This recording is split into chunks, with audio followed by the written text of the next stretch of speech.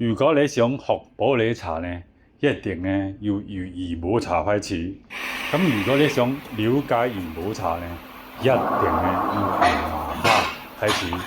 正所謂一個麻蝦半個怡寶，到底點解呢？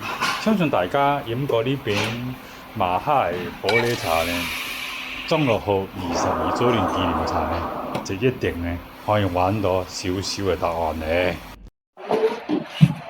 呢個就係麻蝦，麻蝦係春茶做嘅嚇，麻蝦曾經係攞獎。最重要我哋做每一邊普洱茶咧，好機會咧都係搖頭咧跟到尾，即係一定要夾實咗佢，因為唔係唔信佢哋，係因為佢哋品種工種唔係淨係從我哋一個加工嘛，咁要啲樣做好多，所以一定要夾實佢，睇好佢。搖頭跟到尾咯，即係最驚係咩啊？最驚係出錯啊嘛，錯咗就冇得翻轉頭啦，包完咧就冇得翻轉頭。所以每年咧茶山要咁長時間就咁解，因為真係跟原料啊，去到最尾包茶餅嚇，包完茶餅紮完糖，係揾物流公司嚟車貨，感謝溫馨啦。感謝飲到杯落啦，咁就好啦，真係好多謝大家嘅支持啦嚇。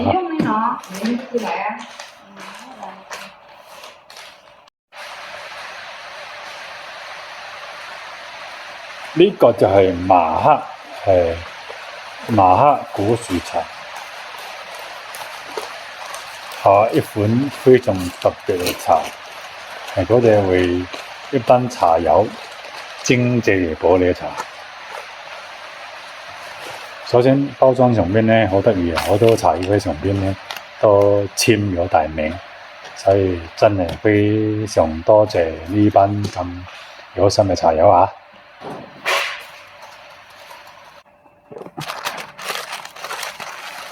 而家就包緊茶餅，咁為咗防止香港比較潮濕嘅地方咧，跟住咧我哋係一式工本，包咗2層紙，大家有冇見到啊？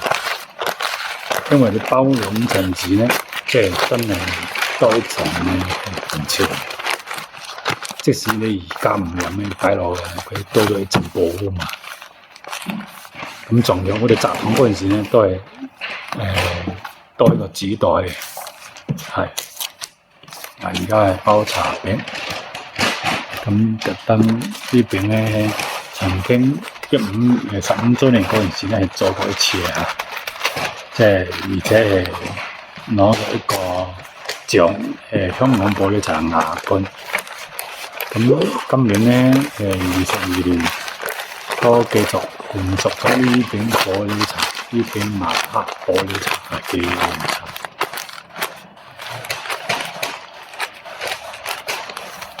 咁呢個兩位幫我哋包茶餅都包咗好多啦，咁佢係包嘅手勢係非常之唔錯嘅，我哋就睇多一次嗱，擺張說明書先，跟住擺茶餅，咁而家包緊咧係第一層咧通常係紙會薄少少，咁如果唔係太厚咧，咁就會2層就好難包嘅啦。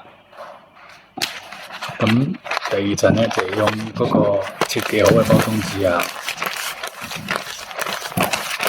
跟住出來有幾折，有幾折啊？這個一般這個折18、20有20，最至20。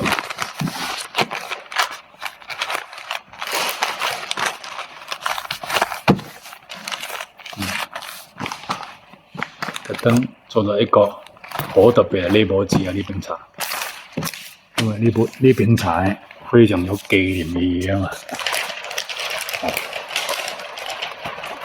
大家試一試，有冇機會喺呢度揾到自己咧？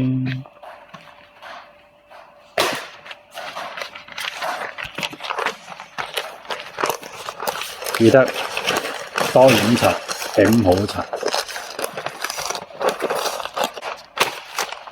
跟住呢啲係一桶桶，我哋會再包多一個紙筒，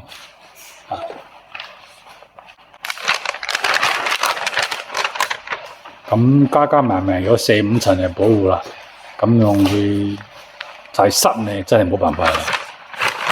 正常都唔會，其實我哋香港擺茶係幾好嘅，正常70幾、60幾濕度係非常之啱嘅嘛。大家得閒係要睇睇啲新嚟啲茶，或者叫粉摩就 OK 啦。因為我哋知道香港擺茶、收藏玻璃茶唔係咁容易，所以真係喺包裝上邊不惜工本，俾多2層紙俾大家嚇。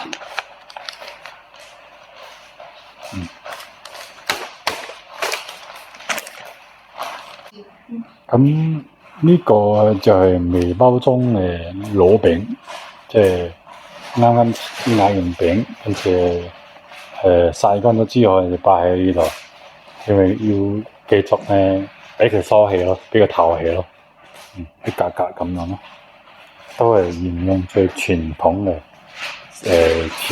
食網嚟鴨蔗嚇。咁馬克茶呢，相對條索係會偏深色少少嘅，呢個就係一個馬克茶嘅特點。跟住一格咁樣擺過去咧，咁就會包裝嗰陣時咧，逐餅咁過去咯，係非常方便，當然又非常簡陋咯。咁正因為我哋沿用咗最傳統嘅古法嚟完成呢啲古樹玻璃茶，咁就可以保留咗玻璃茶最原始嘅味道，最原汁原味嘅玻璃茶。記得嚟揾莊祿豪啊！